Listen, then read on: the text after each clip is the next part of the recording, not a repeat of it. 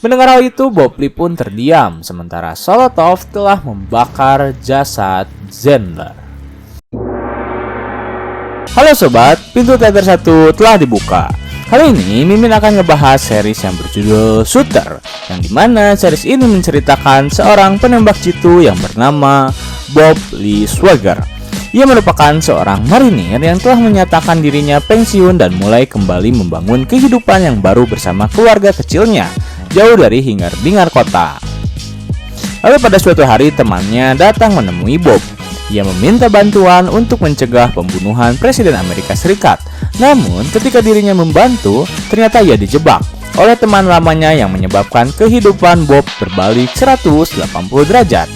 Mau tahu gimana keseruan seri Shooter kali ini? Tanpa menunggu banyak lama, mari kita mulai intronya.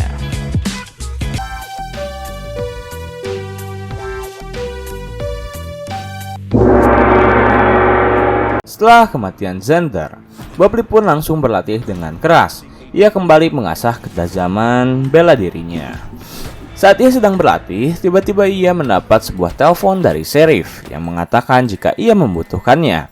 Akhirnya Bob Lee meminta waktu 30 menit untuk bersiap-siap. Kemudian setelah siap ia pun pergi ke kantor Sheriff. Dan di sana ia diinterogasi tentang kematian beberapa orang di kilang minyak yang diduga dilakukan oleh penembak jarak jauh. Bob Lee membela dirinya yang mengatakan jika ia tak pernah menembak orang yang tak bersalah. Ia pun tak terlibat dengan kematian tersebut. Kemudian Bob Lee mencoba untuk memberi bantuan pada Sheriff tersebut untuk membantu mencari siapa pembunuh orang-orang tersebut. Setelah itu Bob Lee langsung pergi dan menemui Ishak serta Ali yang tengah berada di rumahnya.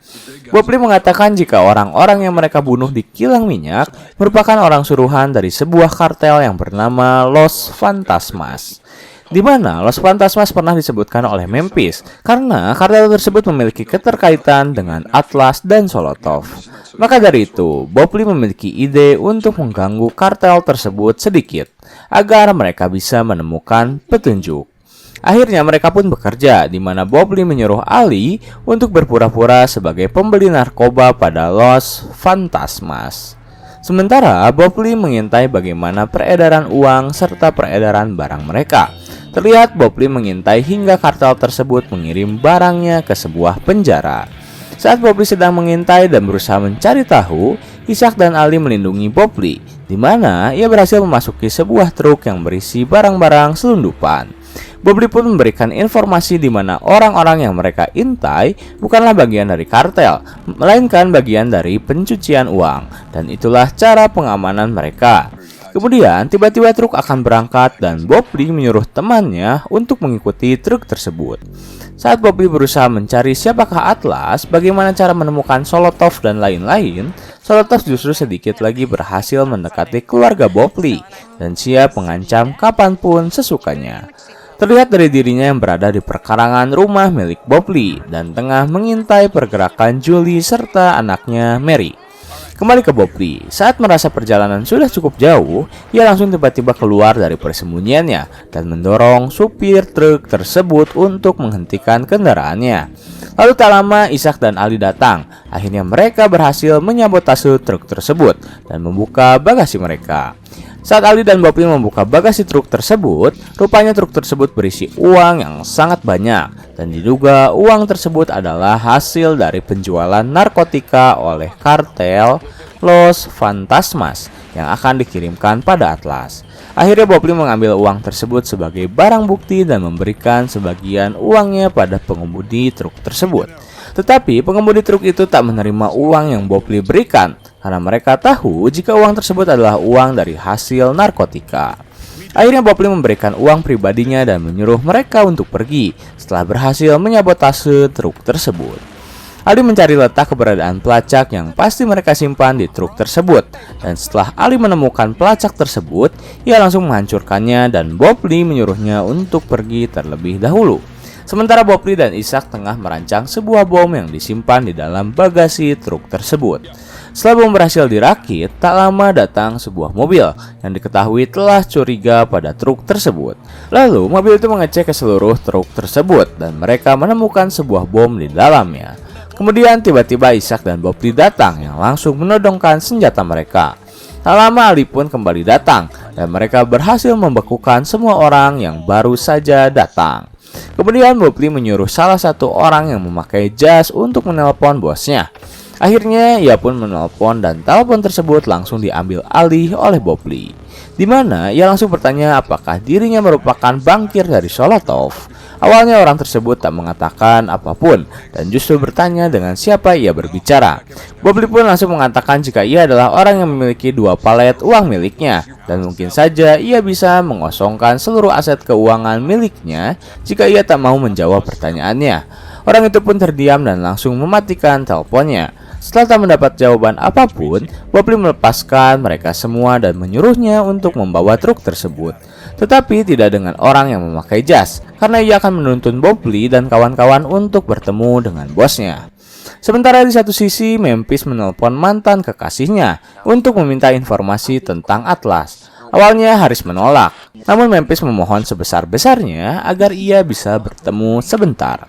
Akhirnya Haris pun mengiyakan dan mereka bertemu di suatu kafe. Tetapi saat Haris tiba, raut wajahnya langsung berbeda setelah melihat Memphis datang bersama lelaki lain. Namun Haris tak memperdulikan hal tersebut. Ia langsung mengatakan apa yang Memphis butuhkan, yaitu informasi tentang Atlas. Haris mengatakan jika Atlas adalah hantu, tak bisa ia sentuh, tak bisa ia temukan dimanapun dan kapanpun. Atlas adalah sebuah peluru ajaib, dan Haris mengatakan jika Memphis membuat waktunya. Kemudian Haris pun pergi. Setelah kepergian Haris, Memphis yakin jika Haris telah dibuntuti. Maka dari itu ia langsung menelpon satuan Marshal untuk meminta pertolongan. Lalu scene kembali beralih pada Bobli yang telah sampai di tujuannya, yaitu tempat di mana ia bisa mencari keberadaan Sholotov. Setelah cukup lama mengintai, Bobli pun memutuskan untuk menggunakan rencana Al-Maslahat. Dan otomatis Ali beserta Ishak mengetahui hal itu. Ali pergi ke sebuah bukit, sementara Bobli dan Ishak masuk bersama orang yang ditawannya. Kemudian saat ia masuk, orang tersebut meminta izin pada penjaga tersebut untuk bertemu dengan Carlos. Tetapi saat penjaga itu mendekat ke mobilnya, tiba-tiba Bobli dan Ishak keluar dan langsung melumpuhkan 2 penjaga sekaligus. Tetapi saat Bobli dan Ishak sedang mengikat keamanan tersebut, tiba-tiba orang yang ditawannya mengambil sebuah pistol dan hampir saja akan menembak Bobli. Beruntung, Ali berhasil mengcover dan langsung menembak orang tersebut hingga tewas. Kemudian Bobli dan Ishak pun kembali melanjutkan perjalanannya, di mana mereka berhasil melumpuhkan beberapa keamanan hingga mereka bertemu langsung dengan Carlos, bankir milik Sholotov dan Atlas. Lalu Bobli menyuruh Carlos untuk menguras rekening milik Sholotov hingga membuatnya bangkrut.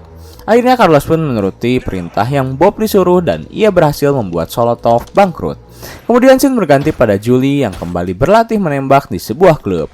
Dan lagi-lagi ia diganggu oleh lelaki yang sama, di mana Julie diusir olehnya karena ia akan berlatih menembak, karena Julie kesal dan tak bisa menahan emosinya. Akhirnya Julie menembakkan senjata miliknya tepat di sisi telinga lelaki tersebut, yang membuatnya harus menderita tuli. Lalu setelah itu Julie pun pergi. Ia pergi ke sebuah bukit dengan tempat yang berbeda dengan Ali untuk mengintai keberadaan Sholotov yang mungkin akan menghampiri bangkirnya. Sementara itu Memphis dan Jeffrey tengah terancam. Pasalnya meskipun mereka berdua berhasil pergi dan bersembunyi, agen Atlas tetap bisa menemukan mereka. Sontak Memphis dan Jeffrey pun langsung bersembunyi dan tak lama pintu kamar mereka didobrak. Lalu muncul beberapa orang yang berusaha mencari keberadaan mereka berdua. Sementara Memphis dan Jeffrey bersembunyi di kamar mandi.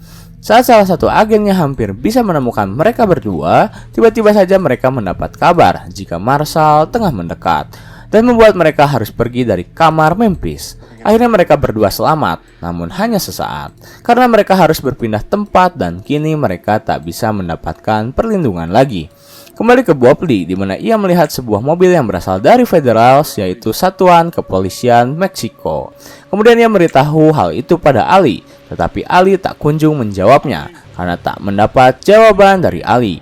Akhirnya Bobli pun bergerak ke bawah. Lalu mobil federal tersebut semakin mendekat dan ternyata mobil tersebut dikendarai oleh Sholotov yang telah berhasil melumpuhkan Ali dan bahkan memasangkan sebuah bom pada tubuh Ali. Lalu saat tiba di gerbang, Sholotov keluar dari mobil tersebut dan tak lama bom yang dipasangkan pada tubuh Ali meledak dengan kencang. Lalu Sholotov bergerak di mana ia mencemari AC seluruh ruangan tersebut dengan flare yang ia bawa, yang membuat Bob Lee harus merobek bajunya dan menjadikannya sebagai masker. Kemudian tiba-tiba Sholotov tiba di ruangan Carlos dan langsung mengarahkan pistolnya pada Ishak. Beruntung, Ishak berhasil menawan Carlos dan langsung memberitahu posisi Sholotov pada Bob Lee. Lalu Bob Lee pun dengan segera pergi ke ruangan tersebut dan membuat Sholotov harus pergi dengan terpaksa. Tak lama setelah kejadian tersebut, polisi federal yang asli langsung tiba di tempat dan telah mengepung seluruh gedung. Ishak pun mengajak Bob Lee untuk segera pergi dari rumah tersebut karena mereka tak punya banyak waktu. Tetapi Bob Lee justru menyuruh Carlos untuk membuka sebuah brankas. Akhirnya Carlos pun membuka brankas tersebut dan Bob Lee mengambil sebuah buku yang berisi tentang beberapa kode. Waktu semakin menipis, pihak polisi federal telah berhasil memasuki gedung. Akhirnya karena tak memiliki banyak waktu, Bob Lee dan Ishak pun tengah bersiap menghadapi polisi federal. Tetapi hal mengejutkan terjadi ketika Ishak tiba-tiba saja menembak Carlos hingga menyebabkan dirinya tewas. Bob Lee memarahi Ishak karena Carlos bisa menjadi petunjuk mereka. Namun Ishak mengatakan jika ia telah menganggap Carlos mati. Akhirnya tak lama polisi federal pun tiba dan Bob Lee serta Ishak langsung menghadapi mereka semua, di mana mereka berdua dengan mudahnya melumpuhkan polisi federal dan pergi dengan menyamar sebagai salah satu dari polisi federal. Akhirnya Bob Lee dan Ishak pun berhasil kabur dan pergi dari tempat tersebut. Tetapi ketika mereka berada di tengah perjalanan, mereka berdua melihat polisi federal telah memblokade jalan dan mereka berdua tak bisa kemana-mana. Lalu Bob Lee pun menyuruh Ishak memberikan ponselnya. Lalu Bob Lee menyembunyikan buku yang ia dapat dari brankas Carlos, menyembunyikan ponselnya serta ponsel milik Ishak di bawah jok. Lalu mereka berdua pun menyerahkan diri pada polisi federal. Bersambung.